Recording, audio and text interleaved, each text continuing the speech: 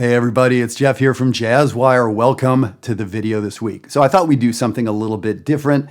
As you know, I've been running the JazzWire platform for years now. We have hundreds and hundreds of subscribers from all around the world. We've had folks from 25 different countries who get involved in all the lessons we do. And the lessons are really fantastic, if I say so myself.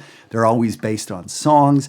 But the important thing is not the information. There's so much free information out there. Why would you subscribe? Why would you pay money for information?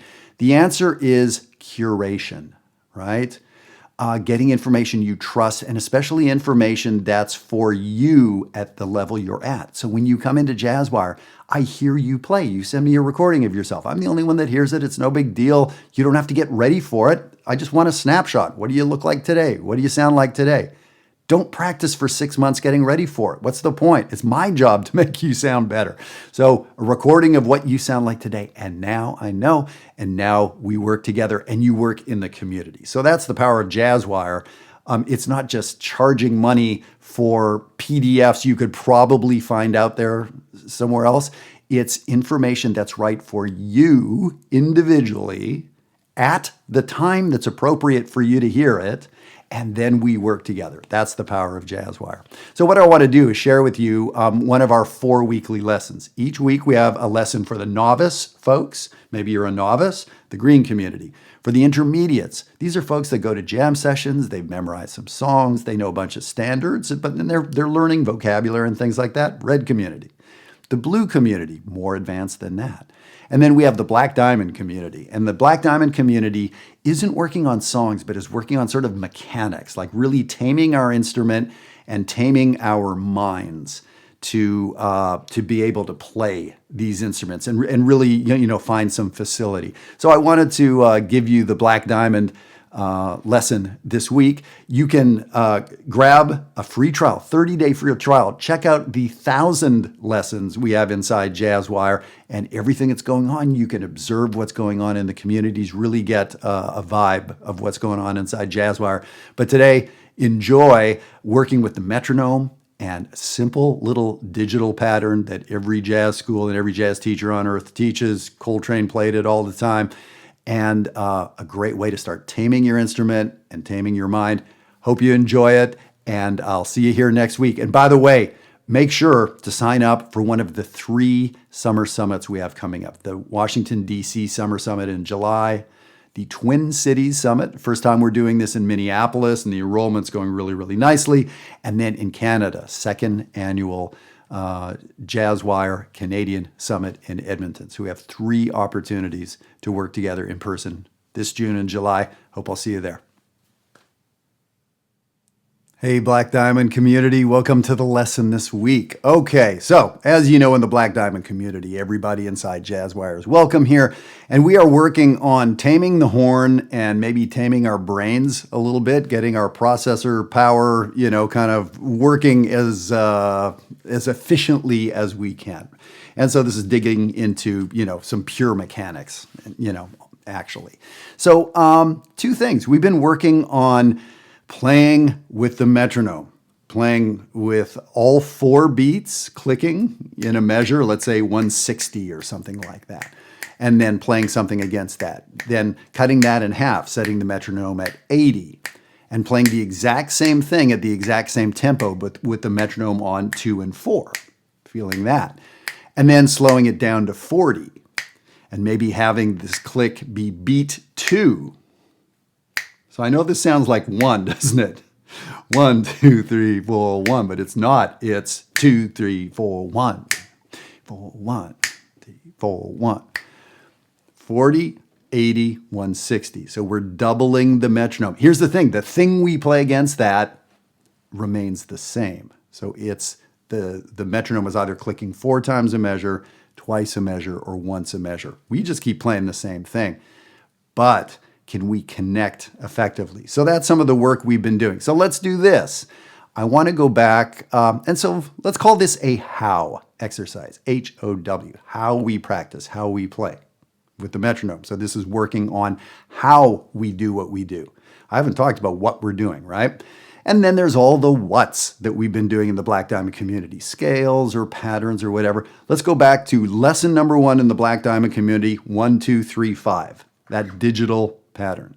Let me play 1, 2, 3, 5 around the circle of 4. So I'm going to start on B flat concert, 1, 2, 3, 5, B flat, C, D, F, 1, 2, 3, 5.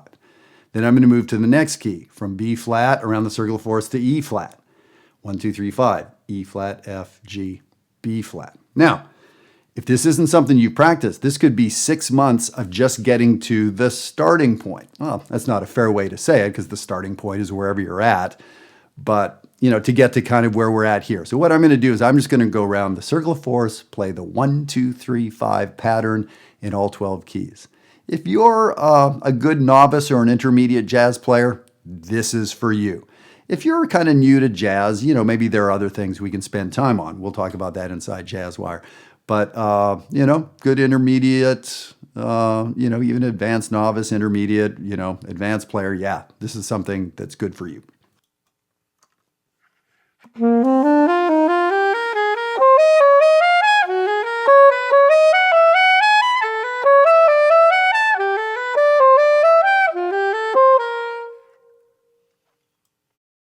No articulation, totally legato, no swing, just trying to connect notes as best I can. All right. So now, let me see if I can play that at 160. So I was just sort of picking an arbitrary tempo. So I'm going to turn the metronome on to 160. This is going to be very irritating, and that's the whole point of the Black Diamond community is irritation.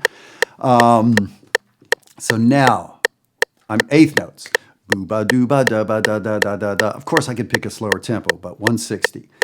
And the idea is every other note I play, 1 and 2 and 1 and 2 and 1 and 2 and 1 and 2 and every other note, notes 1, 3, 5, 7, 9, etc., need to be with the click. So this is a lot of clicking. I don't really like practicing like this, but I have a lot of opportunities to prove to myself if I'm playing with good time or not. Let's give it a try.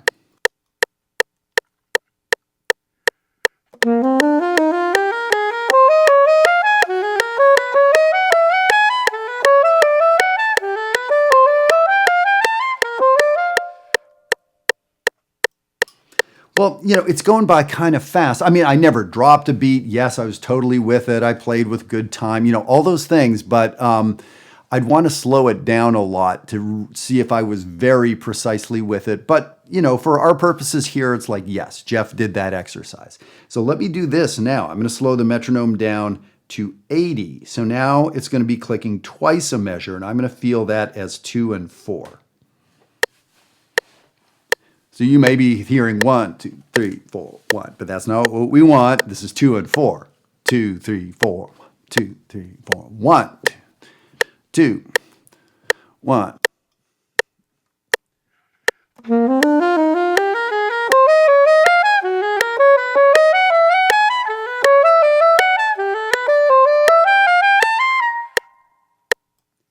When I first started, I was rushing. It was wobbly. I didn't give myself enough time to count it. One more time. 1, 1.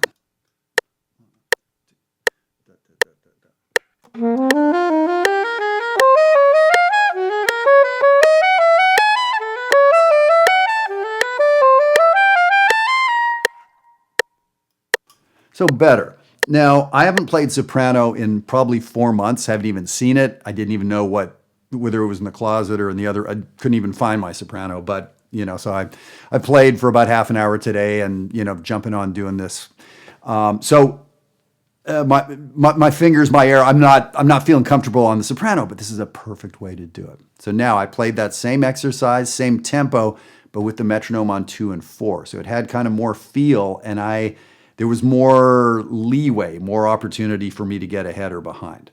So now, let me do this. I'm going to slow it down to 40. So now, it's the exact same tempo, but the metronome is only clicking once a measure. And I want this to be beat 2. So I have to say, first of all, can I subdivide this into 4? Don't even worry about what beats. 1, 2, 3, 4. So there, and now I have to say to myself, when it clicks, that's 2. 2, 3, 4, 1, 2, 3, 4, 1. 1, 2, 3, 4, 1.